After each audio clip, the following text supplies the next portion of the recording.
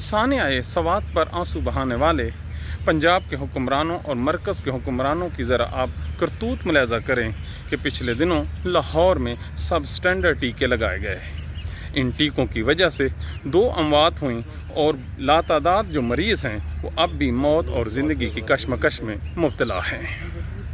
अब इंक्वायरी तो ये होनी चाहिए थी कि ये सब स्टैंडर्ड जो अद्वियात हैं ये क्यों कर और कहाँ से पहुँची, लेकिन डिसमिस फ्राम सर्विस किया गया किसको? 2 बेचारी नर्सों को। ये कौन रिपोर्ट कर रहा है? ये डॉन रिपोर्ट कर रहा है। सन 2012 में भी इसी तरह के एक वाक़या हुआ।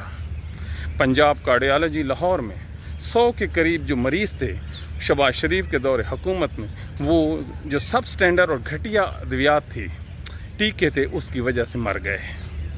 आज तक इन लोगों के बारे में किसी को कुछ मालूम नहीं कि वो किधर गए, किसको सज़ा हुई, किसको पकड़ा गया ना।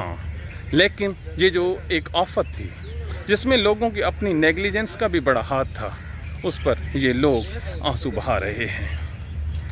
अगर हॉस्पिटल में लोग मर जाएं उसका ज़िम्मेदार कोई नहीं है, और एक खुले दरिया में लोग मर जाएं तो KPK का वज़ीर आला इस्तीफ़ा दे।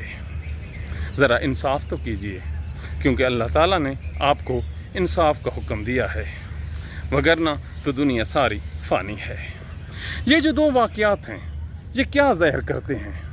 ये ज़ाहिर करते हैं कि इस मुल्क के जो हुक्मरान हैं, मौजूदा हुक्मरान हैं, इनके जो आदतें हैं, इनकी जो सोच है वो किसी सूरत रियलिस्टिक नहीं।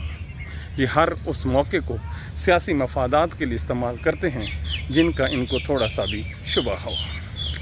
पाकिस्तान के लिए आवाज़ उठाते रहिए, हालात नहीं, वाक़यात नहीं, तहकीक करके ज़रूर किसी पे तनकीद कीजिए, क्योंकि जो इल्म है ये रास्ते में नहीं मिलता, थोड़ा सा तहकीक करने से मिलता है।